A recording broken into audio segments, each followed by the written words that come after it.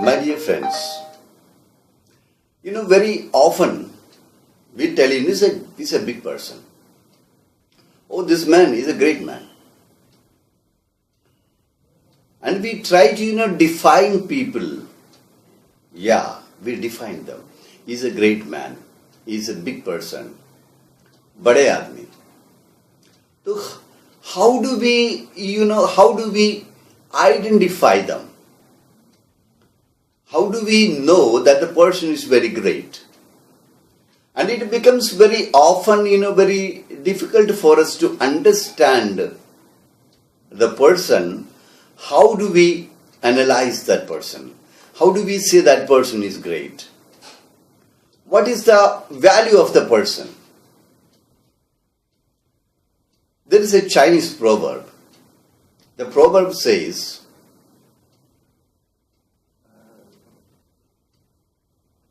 1,00,000 words can be explained through a picture. So making the picture is very important. Let me try to make a picture in your mind. What could be the value of a person? How can we call a person very great? How do we understand the person is great? What is the real value?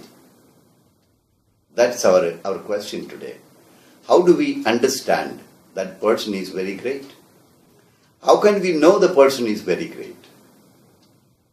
So, once upon a time, a monk was a very great man who had millions of followers across the country, and a very big ashram. He had thousands of disciples living with him. So many people, liked him very much. And one day evening, he called all his disciples staying with him, and he told them, I believe I must quit this ashram. I must leave this ashram.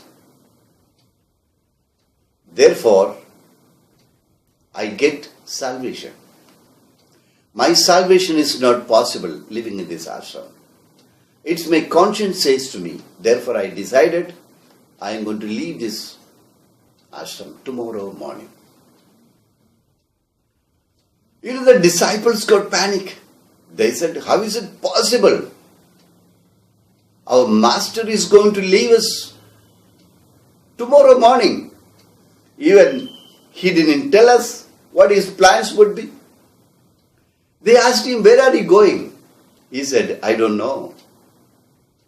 I don't know where I am going. I don't know what will I do. Nothing. But I know one thing, that my salvation will not come if I live in this ashram. Therefore, I have to leave. Finally, the disciples made it to themselves that the master is leaving us. One of the senior ones came forward and he said, Master, please forgive me. I have a question to you.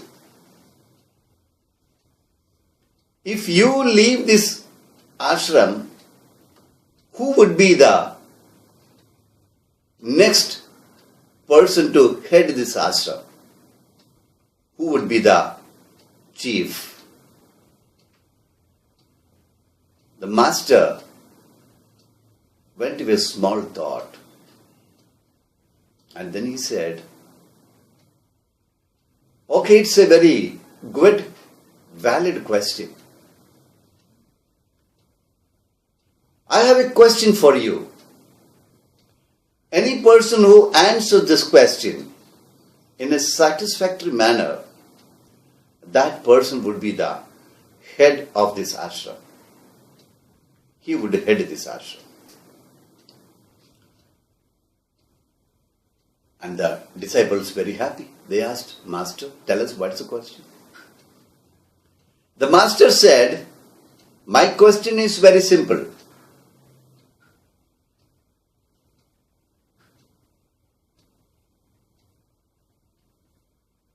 Is the gold is more value than the iron? Has the iron got more value or the gold has got more value? Tomorrow morning before I leave, you can give the answer. And the master went from there. And the disciples were so excited with the question. They started to, gather in small clusters. In small groups, they began to discuss whether gold has got more value or the iron has got more value. According to their discussions, they began to divide into two groups. One very big group which said gold is more valuable.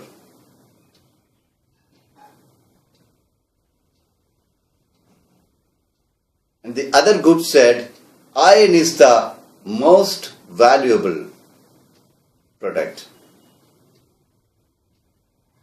So their discussion began to, take shape. And they found a boy sitting at the corner without joining any group. He was sitting alone. They asked him, don't you join us for discussion? Don't you have any ambition in life? Don't you feel that you can also do well? The boy said, I am actually meditating upon the question of the master. Please leave me alone. I just want to, pray upon it. I want to discuss upon it what could be the value of gold and what could be the value of iron. And he left from there, and all of them. And this young boy did not speak to both groups. He went away. Next day morning, the master called all the disciples together. They all came.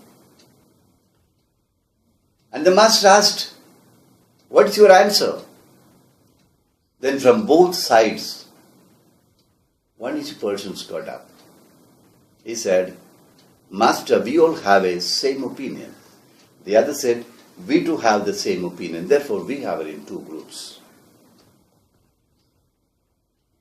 The biggest group said, gold is the most valuable thing.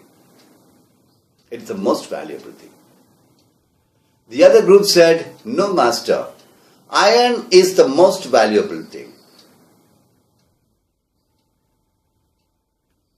And the master was also confused now because only two groups are left and the master has to choose from one of them. Then he saw a boy, a young boy, sitting at the corner of the hall. He was not part of any group. He was alone. The master called him. He asked him, tell me, boy, why don't you join these groups? Master, he said, forgive me. I have a different opinion from both these groups. Therefore, I chose to remain alone. I don't have anyone to follow me, but I have a different opinion. The master said, tell me, what's your opinion? Master, neither gold nor iron has got any value. Its use makes its value. Therefore, at some times, gold can be more valuable, and at other times, gold can be more valuable. Therefore, I believe its use fixes its value. The master looked at everyone and they were just, amused and smiled at the boy. The master called the boy ahead. He said, "Come here. Sit on my chair. You will be the head of this ashram. You will succeed me. I don't know where I am going and what will I do, but I am leaving right now." The master got up, made the boy to sit on his chair, and he walked away.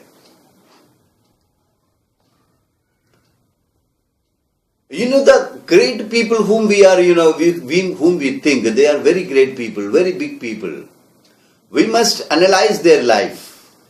How did they use their life? How did they live their lives? On what things they did? How they reacted? We need to make a study on them. And if we are able to implement or live our life accordingly, we will also become great. So, the secret of becoming a great person is put your life into the best use. That will make you a great person. Person's value will be decided by the use it has, how the person lives. So, my dear friends, try your best to make your life better and make your life best. If you like this video, please do forward, friends, and subscribe my channel, Eagle Vision India. Thank you.